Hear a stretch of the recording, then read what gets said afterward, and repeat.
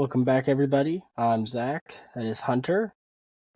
Another exciting episode of the Any Given Day podcast. Today, we're going to start it off with some interesting news. Former Boston College head coach Jeff Hafley is leaving Boston College to be the DC for the Green Bay Packers. He brought Boston College to bowl games in 3 of his 4 years there. To me, this kind of poses a question: is NIL ruining college football? With all these coaches talking about leaving or retiring, is NIL ruining it? So it's not, in my opinion, it's not just a simple yes or no answer, right? Because the NCAA, when all this started, they didn't think it was just going to happen like that. They thought it was going to be a slow but sure process, maybe 20, 30 years down the road. And then all of a sudden, Supreme Court ruled yes. And they're like, oh no, we are not prepared for this. And that's what you're seeing. Lack of preparation on the NCAA's part for this. They should have been working on these rules, I'd say, over the past decade or two when this started becoming a question. Realistically, when the NCAA games started getting big is when they should have been like, this could pose a problem. Let's start working on a rules package for if this does get approved. And pray that it doesn't, but if it is, we're prepped. So, yes, but solely because of the NCAA's ill-preparedness. I mean,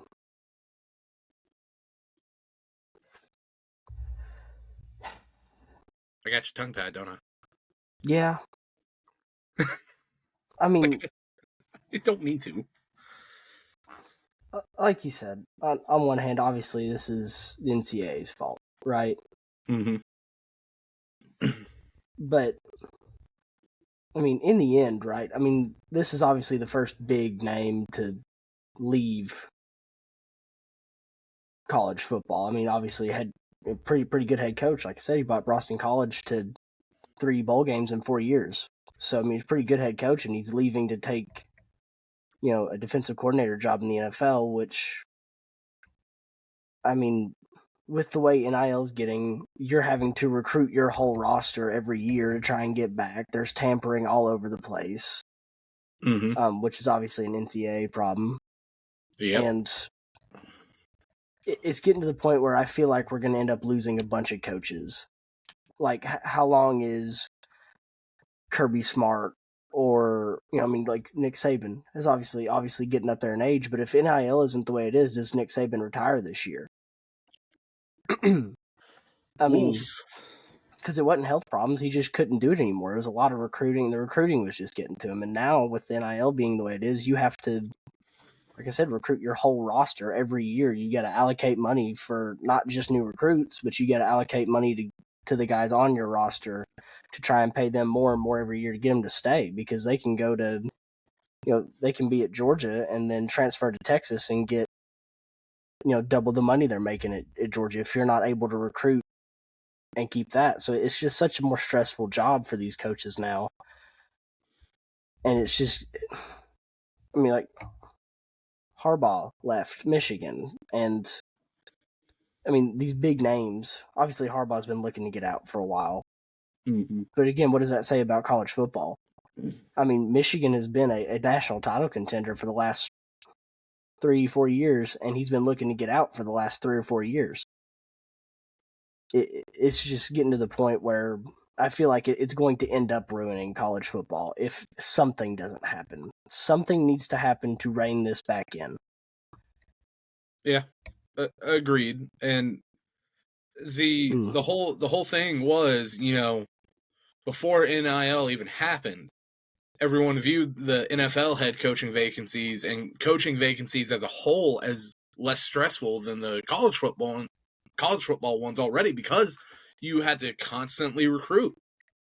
Like, no matter what, you were recruiting all these high school kids and all this stuff. And so you see guys like Todd Monken who's all of a sudden having, when he takes a job over at Georgia, he's gone from NFL offensive coordinator to offensive coordinator for Georgia, and all of a sudden he's having to go, and during the 2020 like COVID year, he's having to hop online to Fortnite games and learn how to play Fortnite to go and help recruit these high schoolers. And he's, from what some of the players have said, like, it was just hilarious watching the coaches be like, yeah, no, I can't do this with you tonight. I can't go and help you with this film study because I've got to go and hop on and play some Fortnite with this recruit. And they're just like, what? Right? But now with the NIL, that's amplified even worse, right? Because some of these kids are like, well, it's got to start out at like this much money for me to actually even come and look. It's insane to think about it.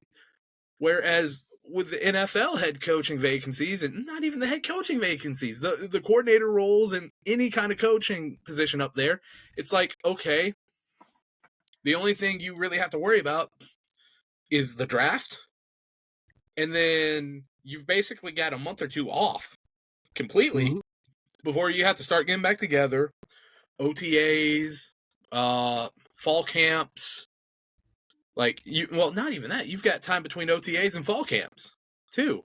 Then you go fall camp season, and then whenever you get through with the season, whether that's after the regular season ends, at some point during the playoffs, then you're just off until probably about a month or two down the road. I mean, you might have to go to like a Senior Bowl here and there, but like that's a whole lot stressful than recruiting, because the season's the most stressful part. That depends where you're going to draft your picks at, like everything. It's such a less stressful job. It was such a less stressful job before. Now it's even less stressful because of NIL. So, like I said, if the NCAA had prepared a package for it, like for the doomsday scenario, that said, hey, you can only pay a kid this finite amount, then you wouldn't have what happened with Tennessee resetting the market for quarterbacks. You wouldn't have Florida getting punished right now because they decided to go and try and give a kid $13 million on the sole basis that he actually comes there and plays for them. And then when he does sign, oh, by the way, we don't actually have that much. And now he's trying to find a way out of his national letter of intent and all that stuff. I mean, it got so stupid so quickly because they were not prepared. Right. And to add on to that, I was talking to my dad about this the other day. Basically college football has turned into basically, for baseball fans, the AAA for the NFL. You're getting paid. It's basically like professional athletes. But the thing that makes it more difficult is in the NFL, you have contracts, right? And if you're signed to a team for 4 years, 5 years, you can't just get out of that. You have to wait it out or be traded. In college, it's basically 1-year contracts for every 85 players on the team every single year. You have to re-recruit all 85 players every single year in college football, whereas in the NFL, you sign a contract, you're there. You're tied to that team. So it's basically free agency for all of college football every single year. And it's going to take a toll on these coaches. So if I was a fan, I would be prepared to see some more big name coaches either take NFL jobs or retire, because it is getting ridiculous if something isn't done. I don't know the answer. I don't know what it is other than having a max number of, hey, this is the max amount that you can pay out to a recruit. But I mean, people are still going to cheat, and people are still going to find their way around it. You're not winning if you're not cheating. That's just the way sports work.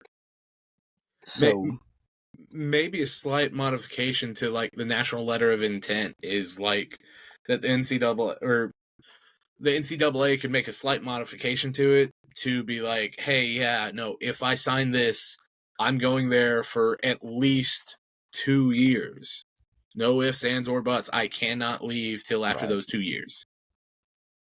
And then that changes a lot of things, right? Look at Right. the Justin Fields incident. Look at Caleb Downs. Look at a lot of these guys. Right. You know. And I know this won't be a popular opinion, but we need to go back to, at the very most, a one-time free transfer. Because what they've gotten with you can transfer and play immediately no matter where you go, it's free agency every year. If you go back to the one-time free transfer, yeah, maybe you go to LSU and you're not getting where you want to get on the depth chart. Maybe you're not quite working out. Maybe you don't really fit in their scheme. Yeah, you can get that one-time free transfer somewhere else. But after that, if you want to transfer again, you have to sit out a year. It just deters this free agency. Because, I mean, yeah, you get the 1 year of where, okay, I can go from, LSU to Texas and get a bigger payday, but that's it. There isn't another payday waiting for you the next offseason where you could possibly transfer again.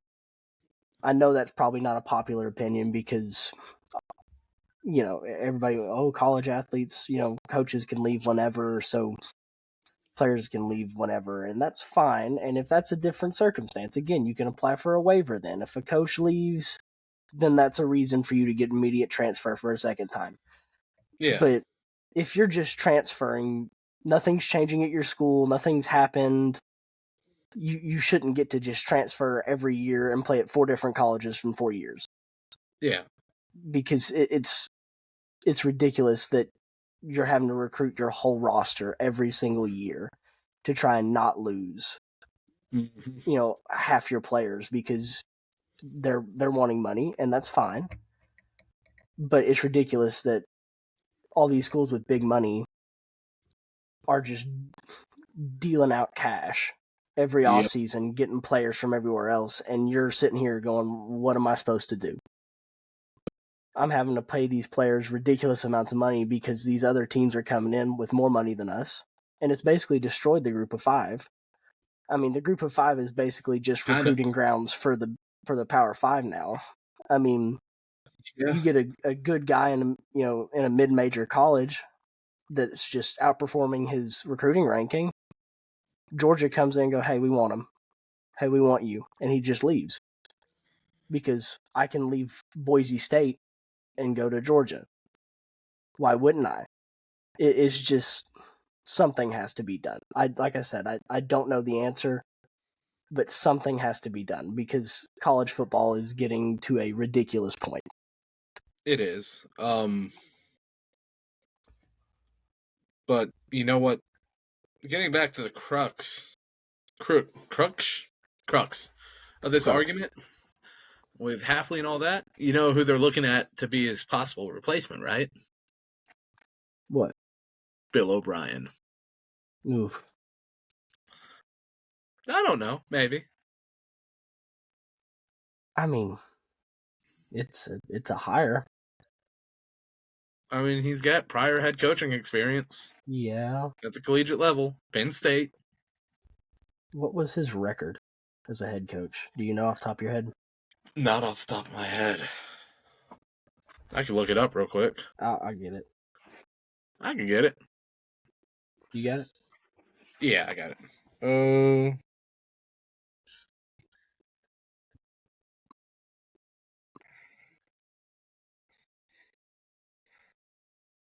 Oh, it's not too bad.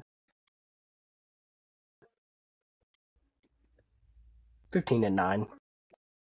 8-4 in 2012, 7-5 in 2013.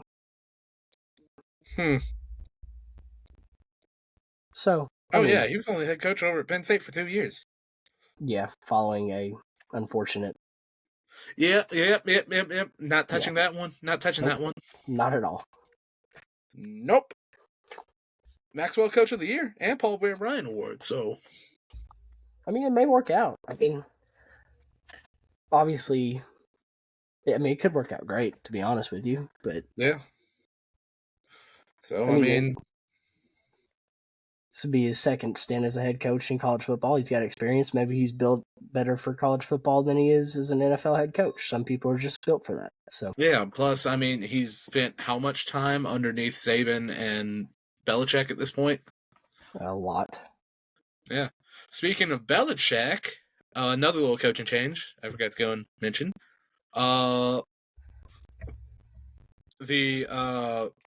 Steve Belichick is set to become the new defensive coordinator for the Washington Huskies.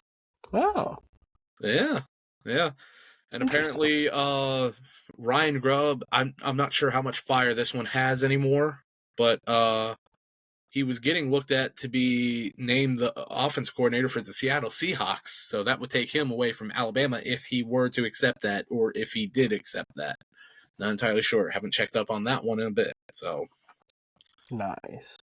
Which would actually be probably a slight hit, maybe. I mean, it is the Boris scheme, so. Right. Yep, I agree.